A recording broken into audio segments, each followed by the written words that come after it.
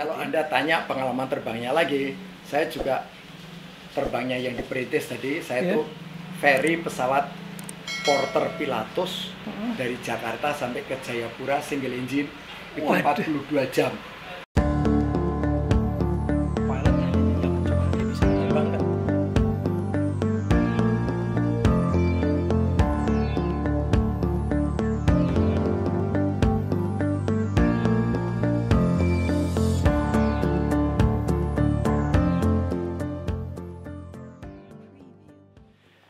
Tokoh kita kali ini merupakan legendnya dunia penerbangan.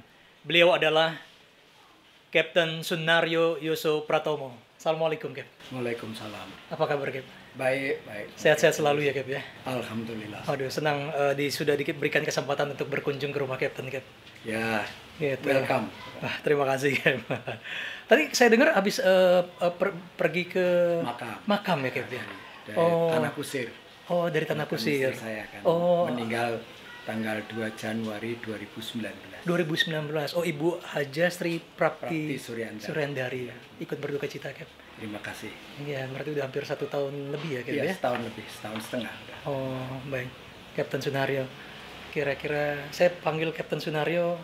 Pak Sunaryo aja. Oh, Pak Sunaryo, baik. Sunaryo aja deh. Oke. Biasa saya ingat dipanggil Pak Naryo gitu ya. Ya, betul ya. Oke. Pak Naryo, saya boleh diceritakan sedikit nggak mengenai kisah hidup perjalanan Pak Naryo di dunia aviasi atau di dunia penerbangan ini, Pak? Baik. Jadi kalau kita melihat dari cerita hidup untuk dunia penerbangan, jadi saya tuh pertama kali masuk di Angkatan Laut tahun 60 dan saya lulus sebagai pilot di Pensacola di US Naval Air Station pada tahun akhir 1962.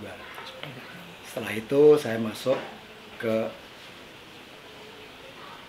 Pualam. Pualam itu penerbangan Angkatan Laut di Indonesia, di Surabaya. Baik. Di situ ya mulai base-nya memang di Surabaya ya waktu itu ya? Di Surabaya, di Perak. Oh, di Perak, Tanjung Perak. Pada saat itu pilot Angkatan Laut itu hanya ada 20, termasuk saya. 20 dan sekarang udah banyak yang almarhum. Ya. Dan pesawatnya yang ada hanya Gannet dan Albatros. Albatros itu yang bisa di laut ya? Iya. Oh, di laut ya. Jadi pertama kali saya transisinya ke Gannet sebentar, tapi terus pindah ke Albatros karena dibutuhkan untuk penerbang di Albatros. Pada saat itu penerbang Albatros hanya ada 5. Maka saya termasuk ditambahkan ke situ. Yang Gannet sudah banyak. Gannet itu dari Inggris, kalau Albatros dari Amerika. Oh, baik. Nah, selama perjalanan saya di Angkatan Laut itu, termasuk saya itu grup Angkatan Laut Angkatan 10.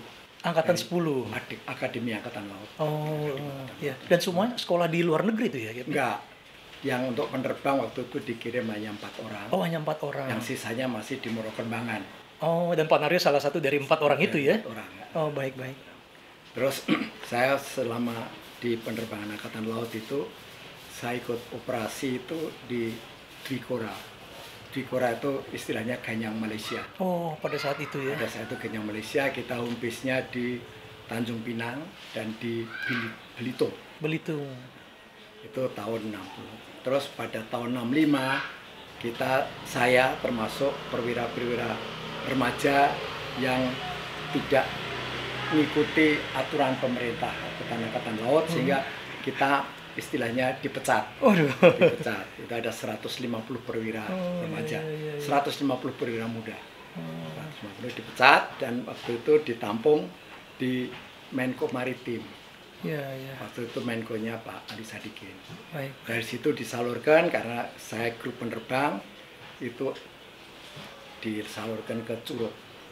Oh, ke Curug gitu ya? Di tahun 65 bulan November itu saya mulai 65. Kalau nggak salah Curug itu waktu itu masih Api ya? Api Curug. Namanya Api Curug ya? Tahun 65 Api Curug. Dan pilotnya itu yang dikirim ke sana itu hanya 5. 5 pilot dari Angkatan Laut, ada yang dari helikopter segala macam. Dari perusahaan Rusia. Dari perwira remaja yang dikeluarkan itu ada 150. Ya sudah. Dan kemana-mana akhirnya ya, kemana-mana itu ya.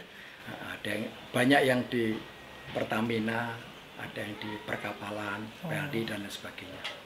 Tapi semuanya itu ditampung oleh Menko Maritim dan diangkat menjadi perwira cadangan dengan pangkat pegawai negeri. Jadi saya ditempatkan di Curug waktu itu tahun 65 ngambil CPL sipil. Commercial pilot license. Karena sebelumnya di angkatan tuh ya, di angkatan laut itu ya. Di angkatan laut. Jadi saya lulus dari Pensacola itu jam terbangnya 350 jam.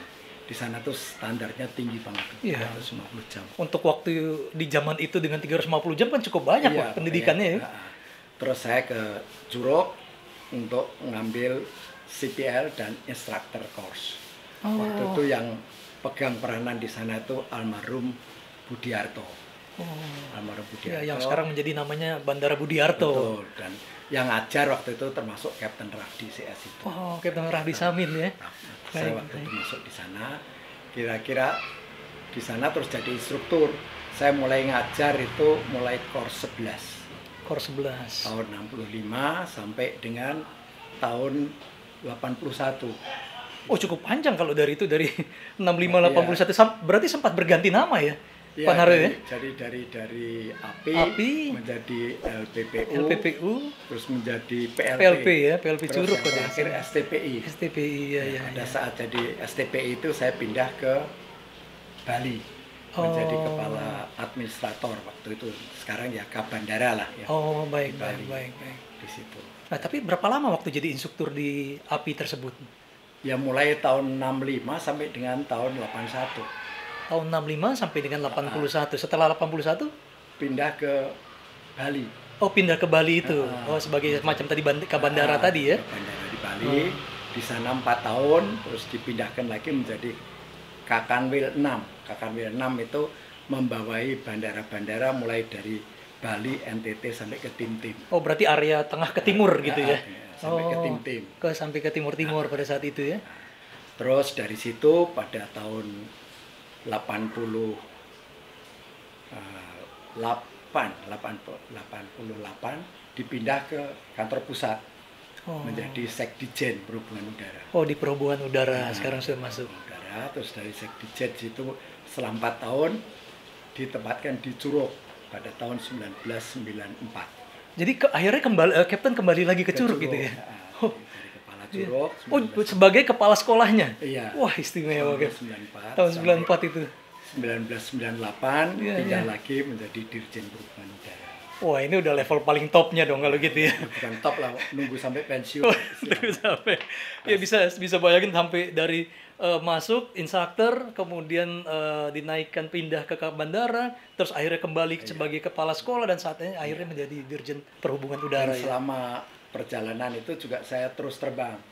Jadi waktu di Bali sekali itu masih ikut terbang dengan Merpati. Masih aktif gitu kan? Masih aktif untuk terbang di Merpati. Dengan pesawat apa gitu? Pesawat Merpati waktu itu kita pakai F-27 sama Twin Otter. Fokker 27 dan Twin Otter. Baik. Kalau Twin Otter itu di penerbangan perintis banyaknya ya? Iya, penerbangan. Di daerah Papua ya, Pak Naryo ya? Jadi sebelum pindah ke sana juga waktu di Curug segala itu, saya juga ikut terbang di Garuda, ngajar di F-27 di Garuda waktu ngajar di Sempati. Sempat ngajar di Sempati juga. Jadi selain terbang sebagai instruktur di Curug, tapi juga diperbantukan baik di Garuda, Sempati ataupun Merpati.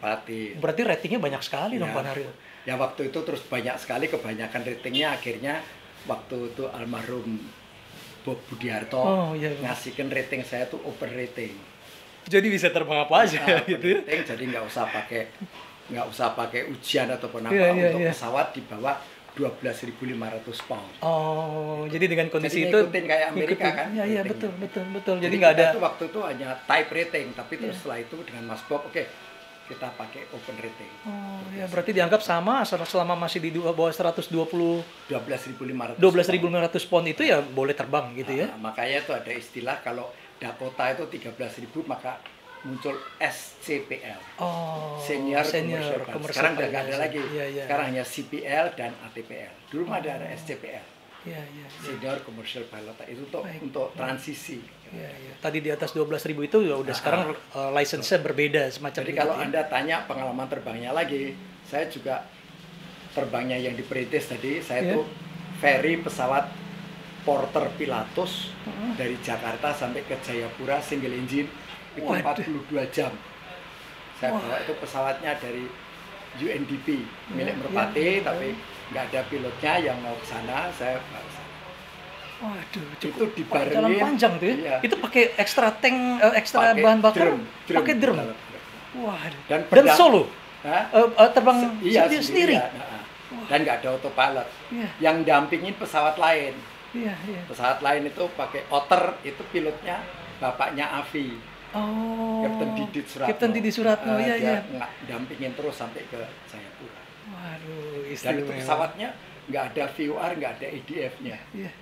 Nggak ada ya. Jadi betul-betul kompas gitu kompas ya. Dan kecepatannya rata-rata itu 80 mph. Makanya 42 jam gitu ya. Itu transit berapa kali tuh? Dari sini Surabaya, Pangkalan Bun, Balikpapan, Gorontalo, Manado. Dari Manado langsung Morotai langsung bablas sampai ke Jayapura. Sampai ke Biak. Biak itu jam 1 malam. Wah, istimewa. Ya, terbang solo demikian panjang lagi. Baik. Di samping itu saya juga terbang di Medan, nyemprot tembakau.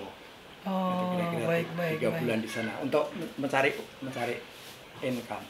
Karena waktu itu instruktur juga nggak ada gaji. Tahun-tahun itu tuh sengsara semua, nggak ada. Jadi semacam uang tambahan gitu ya? Iya, kita nggak ada gajinya. Makanya lama-lama nggak ada pilot yang mau ngajar di Curug.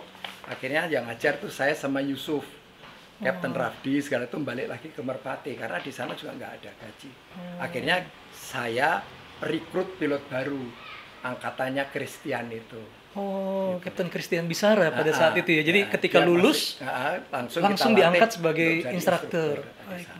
Itu ada grupnya dia ada 4 orang. Nah, itu mulai jadi saya 4, ditambah saya sama Pak Yusuf jadi ada 6. Setelah itu murid mulai banyak. Garuda waktu itu nyekolahkan ke Long Beach. Nah, saya datang ke Pak Wiweko. Pak Wiweko, kenapa kok harus ke Long Beach? Kenapa nggak ke Curug? Pak Wiweko bilang, ya ke Long Beach bisa setahun, kalau di Curug bisa bertahun-tahun. Karena ketidakadaan instruktur tersebut mungkin? Enggak, memang standarnya waktu itu gitu. Curug itu 3 tahun. 3 tahun baru selesai sebagai penerbang ya? Karena aturan pegawai negeri. Jadi mulainya jam 8, selesainya jam 3, Sabtu Minggu libur. Ya karena peraturan. Dan waktu itu kan Krismon, nggak ada duit. Nggak ada uang. Ya maklum lah. Memang zaman ini kan nasi aja kan bulgur. Tahun 65 itu kan. Pada saat itu ya? Nah itu. Waduh, saya belum lahir. Akhirnya saya bilang ke Pak Wiweko, Pak kalau saya bisa didik pilot lulus dalam tempo setahun bagaimana? Oke, bisa. Oh akhirnya diizinkan untuk pilot-pilot Garuda sekolah di Curug? Bukan you recruit baru dengan catatan kalau nggak selesai setahun kamu kerja di Garuda 10 tahun taken kontrak. Baik, tak taken langsung saya jadi kembali. Semacam bikin perjanjian ya, gitu ya. Pokoknya harus berhasil. Kan harus begitu. Berhasil. Baik. Terus sampai di Curug saya rekrut. Waktu itu saya dengan Pak Yusuf aja. Kita rekrut baru sama Christian CS saya ajak berunding bisa. Kita rekrut angkatan 12. Itu ada anak berapa ya? 21. Kita rekrut dan kita train dengan sistem saya. Artinya itu sistem kita lah. Yang tadi 3 tahun, kemudian dijadikan 1 tahun nih ya, programnya ya? Mulainya ya jam 6 pagi, nggak ada Sabtu Minggu libur, nggak ada, udah terus. Jadi terus gitu ya? 10 bulan selesai, saya lapor Pak Wiweko. Pak, selesai. Oh iya, dia kaget kan? Oke, next, semuanya tak kirim ke Curug. Ternyata berhasil gitu ya? Nah itu. Nah sejak itu makanya Curug itu, Anda segala itu kan programnya setahun selesai. Betul. Dan bisa waktu itu muncul lagi istilahnya apa tuh PC 120 ya, PC 120 kalau nggak salah. Setahun meluluskan 120 pilot ya pada saat setahun. Itu. Oke, kita sanggupin. Baik, makanya ada 4 angkatan, 3 angkatan, tapi semuanya selesai setahun. Baik. Itu ya itu. Dan semestinya kalau tidak ada kendala dari segi cuaca gitu, mestinya berhasil ya? Enggaknya berhasil. Di Amerika itu cuma 6 bulan selesai. 6 bulan selesai. Iya. Nah, kita kan terbang, kan kita praktek. Iya. Nah, kalau dulu tuh terbangnya mungkin seminggu sekali, 2 minggu sekali. Ini enggak, itu saben hari sehari mungkin 2 kali. sehari bisa 2 sorti Nah, gitu iya. ya, 2 kali Dan flight kita ya. pilot kan terbangnya misal kasarannya waktu itu 150 jam. Kalau kita hitung sehari 2 jam, 75 hari Dapat, kan tercapai selesai kan? ya. Lah ya. Baik. Di mana sulitnya enggak ada. Jadi bukan loh ini suatu keajaiban, enggak, normal. Ya, ya. Normal dan bisa. Ya tergantung kita aja kalau mau. Itulah ceritanya. Baik, jadi Itu pada saat pengalaman lah ya itu. pengalaman waktu di Curugnya ya. Ya, di Akhirnya Curug. sebagai Dirjen Perhubungan Udara gitu. Iya. Berapa lama? 4 pada saat- tahun. 4 tahun Sampai pensiun. sampai pensiun. Oh, baik, baik, baik, baik. Ya itulah suka dukanya. Suka duka. Baik. Waktu mengajar, sedikit kembali ke Curug ya. Waktu mengajar di Curug itu sebagai instruktur ada kisah-kisah yang lucu kah atau bagaimana yang pernah dialami Captain baik terhadap muridnya juga bagaimana Captain? Ada banyak pengalaman. Jadi ceritanya itu ada murid saya tapi nggak saya sebutkan namanya. Iya, iya. Pesawatnya waktu itu kan macam-macam. Ada trainer master Z326 itu Ceko. Pesawatnya itu double karburator sehingga pesawat itu bisa terbang Bisa aerobatik sampai, gitu ya? sampai bensinnya habis. Oh sampai gitu ya? Oke. Terus sekali tempo ada murid yang dari Angkatan Darat. Angkatan Darat setiap kali dilatih spin itu nggak bisa keluar. Ya, diserahkan ke saya. Oke, yuk aja yang ngajar spin. Ya udah, tak ajar spin. Bener. Dari 2.500 itu sampai spin sampai hampir 500 itu belum recover. Waduh udah mendekati Iya. bawah ya? Terus ya maaf aja, saya pukul orangnya kan. Iya. Pukul dia freeze-nya lepas, Oh, recover. baru recover. Berapa kali terus karena saya itu nggak ya takut kan dong pilot yang takut.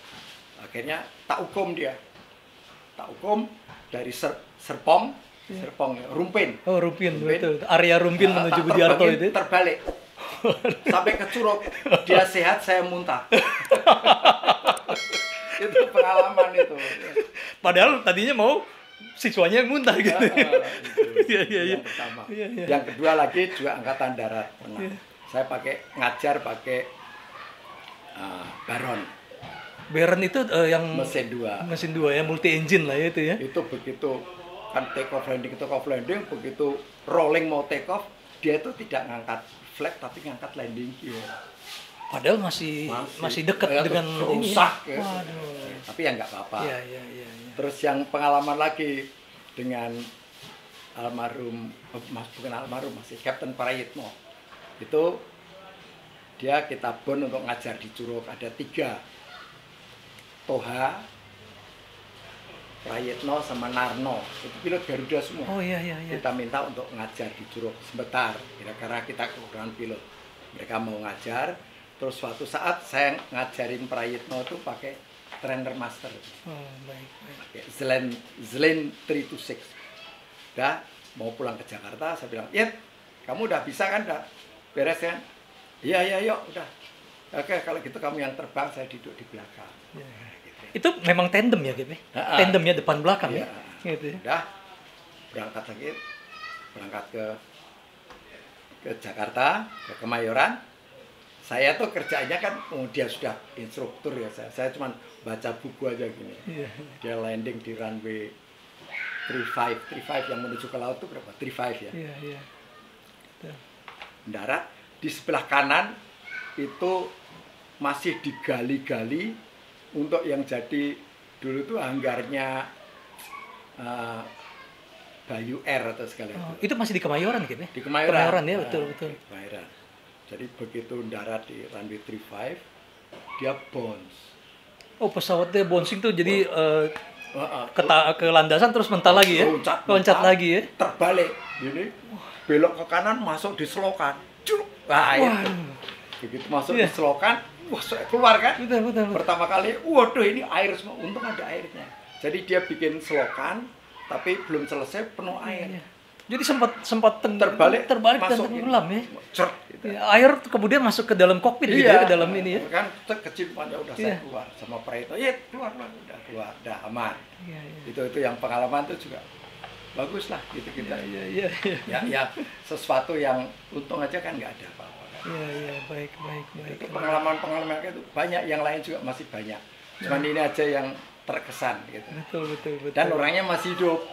Oh, jadi bisa juga nanti akan Kapten Prayitno mendengar cerita ini ya. Rumahnya di Kalibata. Iya, baik. Pilot Garuda Senior. Pilot Garuda Senior, betul Kapten. Siap, Kapten. Baik. Sebelum kita tutup nih, Pak Naryo, kira-kira target apa yang belum tercapai atau ingin Pak Naryo capai? Oke, jadi yang ingin kita capai itu adalah tetap penerbangan domestik hidup. Dengan adanya perintis kita buka kembali, kita hidupkan baru lagi perintis. Nah, ini harus dipikirkan untuk ngidupin di daerah-daerah terpencil. Yang domestik yang biasa aja udah bangkrut, sana nggak ada lagi, jadi makin hancur. Nah, untuk domestiknya ini bisa hidup, satu-satunya jalan paling tidak banyak penumpang naik. Penumpangnya dari mana? Aturan di bandara tadi, aturan kesehatan, tolong diperhatikan. Apakah masih perlu ini. Cukup dengan APD, selesai. Yang kedua, semua penerbangan asing reguler harus sampai Jakarta. Jangan dipikirkan ASEAN market atau apa itu, jangan dulu lah. Ini dalam kondisi yang luar biasa. Mereka juga nutup daerahnya kok. Mosok kita malah buka. Ya, di sana pun juga nggak boleh masuk dari luar. Iya, makanya itu. Kita mau masuk kemana aja nggak bisa, ditutup malah. Lah kok kita malah buka, kita buka untuk turis naik. Sekarang pertanyaannya, turisnya siapa? Kalau turis itu punya duit ya dari Jakarta naik apalah domestik lah. Ya, maksudnya buat meningkatkan penerbangan komersial di domestik ini pun ya pakailah penerbangan komersial di dalam negeri. Negeri sudah. Semuanya masuk Jakarta titik. Dan di samping itu adalah untuk menjaga ketahanan nasional. Politik, ideologi, ekonomi semua itu masuk. Karena masuk ke daerah itu bisa membawa sesuatu yang tidak kita inginkan. Terjadi narkoba, terjadi human trafficking, bisa terjadi. Itu sebelum ada COVID. Begitu ada COVID, makin saya nggak tahu lagi. Ini ketahanan nasional harus dipikirkan. Itu. Dan kalau Jakarta kok, buatkan itu di sini selesai. Ke daerah, urusan daerah mereka. Nah, itu akan menolong. Turis yang datang itu dari Jakarta nanti. Dari Jakarta dari mana? Ya orang kita, orang asing belum tentu datang. Nanti kalau orang asing datang malah kita tahu tuh bawa COVID, bawa sesuatu yang lain, ketahanan nasional. Akhirnya pengawasannya jadi sulit ya, karena terlalu banyak pintu-pintunya ya. Pintunya aja satu. Itu. Dan untuk yang muda-muda kita semuanya, kerja tetap kerja biasa, jangan mikir yang macam-macam. Ya, kita harus inovasi. Kondisi negara kita ini udah berat. Terutama untuk para pilot-pilot yang nganggur segala itu. Marilah kita bantu caranya gimana. Itu tadi banyak acara. Jadi jangan terus. Anda dulu grupnya, Anda waktu Krismon kerja di mana? Iya. Nah ya kan? Betul. Kita juga ngalamin waktu Krismon, saya tuh ngajar itu nggak ada gaji. Nggak ada pendapatan. Kita cari. Usaha entah gimana. Memang waktu itu masih bisa nyari. Waktu Krismon Anda masih bisa nyari. Sekarang ya, hampir kerjaan semua, sudah nggak ada, ya. Apalagi ada makin sengsara. Maka ini kita semua bisnis pun juga mandek. Nah ini untuk hidupnya bisnis mandek, yang mandek ini, marilah kita bantu dengan penerbangan ini. Siapa tahu ini hidup lagi. Ya kan? Kalau domestik penerbangan meningkat, perintis meningkat, kan orang kerja lagi. Baik. Ini perlu kita pikir. Itu aja. Baik, kalau gitu. Ya. Baik, mudah-mudahan itu dapat tercapai, Pak Naryo. Amin. Kita berdoa bersama semuanya ya. Amin. Ya. Itu aja. Ya, terima kasih. Saya sudah sekali lagi saya ucapkan terima kasih sudah diundang di kediaman Pak Naryo. Ya, saya yang terima kasih mau mendengarkan. Ya. Mudah-mudahan kita dapat bertemu kembali. Terima kasih. Terima kasih. Untuk itu kita akhiri obrolan aviasi hari ini. Jangan lupa like, komen, dan subscribe. Terima kasih.